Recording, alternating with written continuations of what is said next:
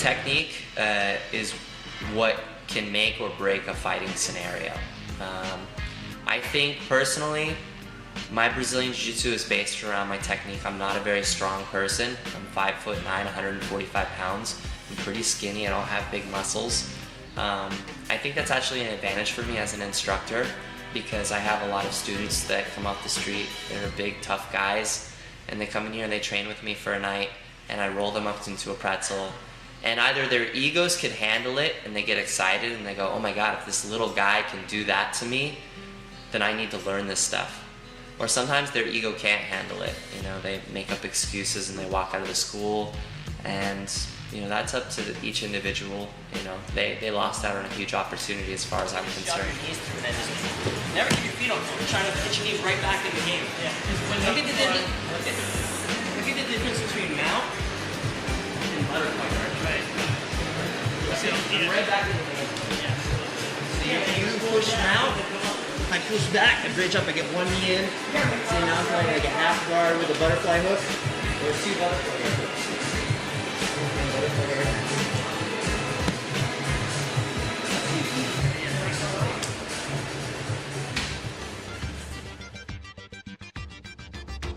And it's all about leverage, how I position my body to get the right leverage on the guy, how I use my whole body versus somebody's arm.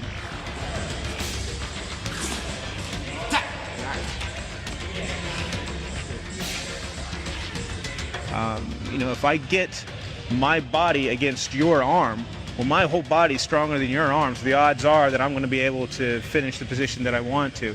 And the way that I do that is I set myself up in a position where I can apply the most leverage against that arm. All of my positions are based off of leverage. My sweeps, my submissions, everything's based off of leverage. Even when I'm talking about transitioning from position to position and pinning you to the mat to keep you under control, it's all about leverage and how I keep my weight on top of you. You can catch an arm lock or whatever, but you're just trying to get out of side control. The man on top, you're trying to maintain your side control, all right? And that's all that I want you doing. I don't want you submitting or anything like that. Just maintain the side control. All we're working on here is getting out, and then we'll start a couple rounds in that position, okay? You guys ready? Begin.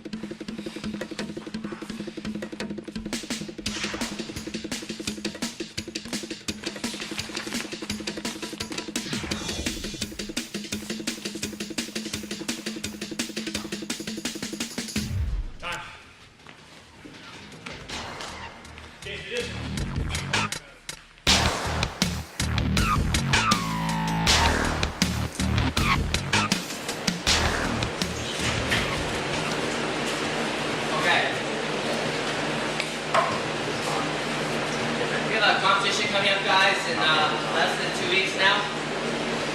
Who here in the room is competing? Yes, we have competitors. Great. And we're going to do some competition techniques tonight.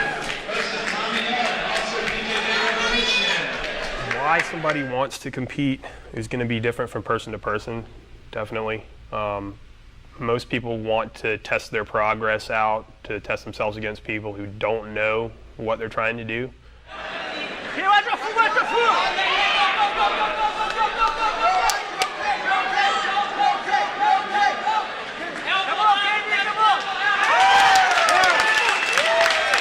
The ultimate goal in sport jiu-jitsu is to submit your opponent. A submission is also known as a tap, where you tap on the body and let your opponent know that I quit. It's kind of the uncle of Brazilian Jiu-Jitsu.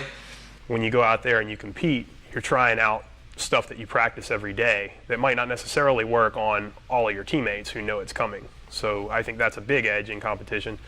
Another reason why you might want to compete is just to test yourself, period, to get out there and see where you are against the level of other individuals. So like say you're a blue belt in Brazilian Jiu-Jitsu and you have maybe 2 or 3 other blue belts that you train with on a regular basis that are about your size. Well, they're going to know your game back and forth for sure. If you go out there against somebody from another town who you've never seen before, it's completely different. There you go, there you go. If you fight the whole time limit and there was no submission, it will go to a point system based on the dominance of the positions that you had within the match.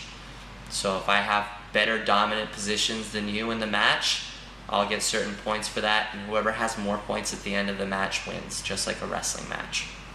It's also a different atmosphere. With the referee is watching the points, you're not always necessarily thinking about points when you're in here.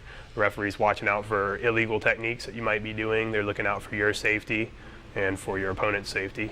So the whole atmosphere is just very different when you compete, and it's something that I would recommend everybody who does Brazilian Jiu-Jitsu do at least once, just to get the feeling, to try it out.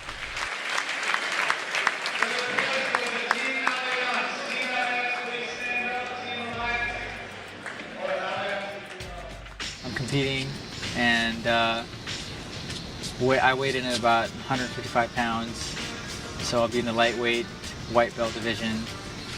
And I've been working on my arm locks, I've been working on different chokes, baseball chokes using my gi. And so, yeah, just trying out that kind of stuff and hoping for the best, I guess. I think the most important part of competing is testing yourself. Stepping out into the arena is a huge battle within itself, and I really try to stress that to my students. I tell my students, like, if they're able and capable, both mentally, physically, and spiritually, to go out and compete, that I highly advise it, because I think it really pushes your limits. It tests you as a person, makes you think about your training, kind of shows you what you're doing right and what you're doing wrong, and it gives you a focus inside the academy, as opposed to just coming in and training every day, which is a beautiful thing. Sometimes it's good to have a focus in your training, so competition will very much focus you to think about the fight at hand and what you need to do to be successful. If you weren't successful, then that's a good thing too, because I think you learn more from losing than you do from winning.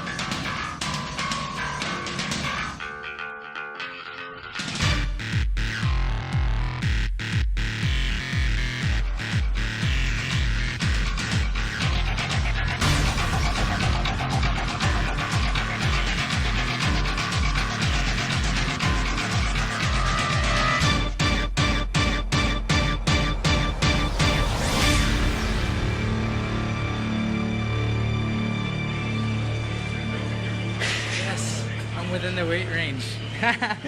Time to kick some